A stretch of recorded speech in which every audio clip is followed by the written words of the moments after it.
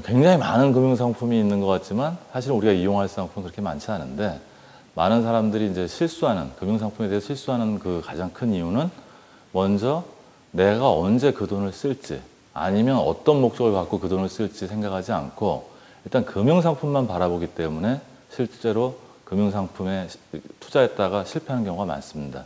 그래서 이제 중요한 부분은 내가 만약에 돈이 이제 투자를 한다면, 금융상품을 이용한다면 어떤 목적으로 이용할 건지, 뭐 예를 들자면 내가 주택을 구입하는 자금을 마련한다든지, 아니면 결혼 자금을 마련한다든지, 아니면 뭐 아이 대학 학자금을 마련한다든지, 이런 목표를 먼저 정해놓고, 그러면 그 기간이 나한테 얼마나 남았는지 그 기간을 산출해서 목적과 기간에 맞는 금융상품을 선택을 해야 되는데, 대부분 사람들이 이제 뭐냐면 그런 목적과 기간에 대한 고려를 하지 않고 금융상품만 남들이 좋다고 하니까, 뭐 수익률이 높다고 그러니까 상품을 선택했다가 자기가 필요한 기간하고 미스매치가 되면서 실패하는 경우가 많습니다. 일례를 들자면, 내가 3개월에 반드시 쓸 수 있는 돈인데 1년짜리 예금에 묶어두면 어떤 결과가 생기냐면, 3개월에 해지할 때 약정된 이자를 하나도 못 받기 때문에 거기다 누나만 하라는 얘기죠. 그렇게 이제 불일치를 하고요.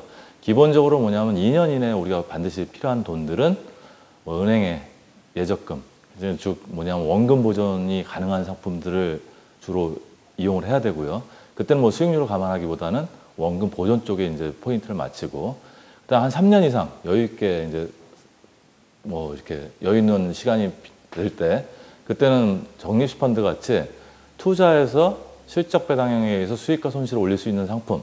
그래서 예금보다 원금 보전보다는 수익률이 더 중요한 거고, 그 다음에 이제 15년 정도 이상 되는 목표, 뭐 어린 아이가 있다면 대학 학자금이라든지, 아니면 부부의 노후생활 자금이라든지, 이런 부분들은 아무래도 장기 상품이기 때문에 비과세나 복리 이런 부분을 따져야 돼서, 뭐 보험회사의 저축성 상품 같은 경우를 활용한다 그러면, 크게 본다 그러면 그런 포트폴리오에서는 문제가 없다는 얘기죠. 근데 이제 우리가 보통 이렇게 보면 그런 상품들 말고도 우리가 모르는 여러 가지 상품들이 있는데, 그거를 취사 선택하는 방법에는 여러 가지가 있습니다. 그래서 그거는 본인의 투자 성향도 체크를 해야 되고, 또 본인이 그 상품에 대해서 공부도 해야 되고, 뭐 알지 못하는 상품을 할 수는 없는 거니까. 그래서 그런 전반적인 금융상품의 원칙과 기준을 정해놓고, 내가 이 돈을 저축하고 투자할 때는 목적과 기간을 정해놓고 그 목적과 기간에 궁합이 맞는 적절한 상품을 선택해야지 금융상품 투자에서 실패하지 않습니다. 일단 우리가 이제 주식이라는 게 있고, 그다음에 펀드라는 게 있으니까 두 가지를 크게 본다 그러면, 주식은 내가 종목을 선택해서 그 주식이 쌀 때 사서 올라갈 때 팔면 수익을 볼 수 있는 구조죠. 다만 뭐냐면, 내가 고르는 종목이 올라갈지 떨어질지 모르고, 혹시나 내가 고른 종목이 떨어져 버리면 나는 다른 지수들이, 다른 상품들이 다 올라가더라도 나는 손해를 볼 수 있는 구조가 돼 있단 말이에요. 그러니까 한 종목에서 내가 위험이나 이런 부분들 다 테이크해야 되는 부분이고, 적립식 펀드라는 거는 그래서 우리가 종목을 선정하기 힘드니까 뭐냐면 직접 투자를 하는 부분인데, 펀드 안에 한 개 기업이 아니고 뭐 한 70개에서 100개 기업을 분산해서 투자한다는 얘기죠.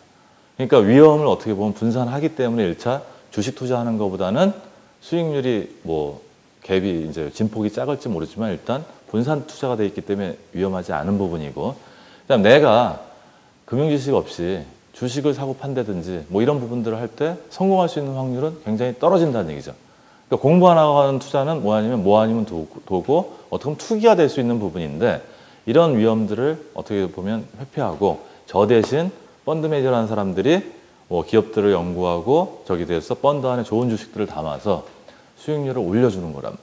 그러니까 저는 투자만 하면, 뭐 예를 들어서 제가 그거를 갖고 공부해서 무슨 주식 그 펀드가 올라가고 내려가는 게 아니고, 펀드 매니저가 주식을 사고 팔아서, 그러니까 저평가되고 가치가 떨어진 주식들을 사서 높이 올라갔을 때 팔아주면 일단 돈을 벌 수 있는 거죠. 그래서 어떻게 보면 직접 투자보다는 간접 투자인 적립식 펀드가 신경을 덜 써도 되고, 그다음에 두 번째 뭐냐면 위험이 덜 간다는 얘기죠.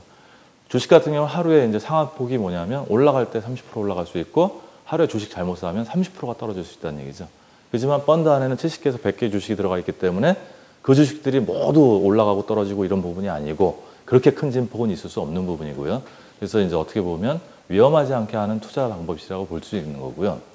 우리가 이제 그 적립 투자를 하는 가장 큰 목적은 앞으로 주식이 올라갈지 떨어질지 횡보할지 아무도 모른단 말이에요.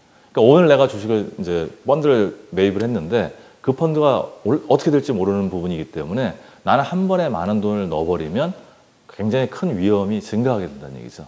그래서 매달 뭐냐면 일정한 금액을 내가 싼 때를 확신할 수 없으니까 일정한 금액을 매달 또박또박 불입해서 내가 구입하는 평균 매입 단가를 하향 평준화 시켜서 싸게 이제 그 평준화 시킨 다음에 가격이 높아졌을 때 환매를 잘해서 수익을 올릴 수 있는 상품이 적립 펀드라는 얘기죠. 결국 뭐냐면 싸게 사서 환매를 잘해서 수익을 올릴 수 있는 그런 상품 뭐 이렇게 되는데 과거에 우리가 2000년대 중반에 펀드 투자 굉장히 활성화됐었고 너도 나도 다 했었단 말이에요. 근데 그때 많은 사람들이 실패했던 이유는 뭐냐면 우리는 항상 올라갈 때는 기분이 좋아요. 그래서 잘 붙고 또 추가로 더 불입하지 말아야 되는데 추가로 더 불입하시는 분들이 있었고 근데 떨어지면 예를 들어서 불입을 계속 해야 되는데 두렵고 공포스러우니까 더 이상 불입을 하지 않으니까 결국은 뭐냐면 나는 비싸게 사서 쌀 때 환매를 해서 손해를 보거나 아니면 비싸게 샀기 때문에 혹시 우연히 운이 좋게 비싼 상태에 있더라도 수익이 적을 수밖에 없다는 얘기죠. 그래서 어떻게 보면 우리가 기본적인 어떤 성격에서 싸게 사서 근데 싸게 사는 걸 내가 언제 싼 때 모르는 거니까 매월 시간을 분산해서 위험을 분산하는 거죠. 매월 정기적으로 불입해서 하향 평준화시켜서 매입 단가를 낮춰놓는 거고 그 다음에 그렇게 다 모아놓은 펀드를 나중에 주가 지수가 올랐을 때 환매를 잘해서 수익을 올리는 구조가 원칙과 기본을 지켜서 투자하는 적립 펀드 투자 방식입니다.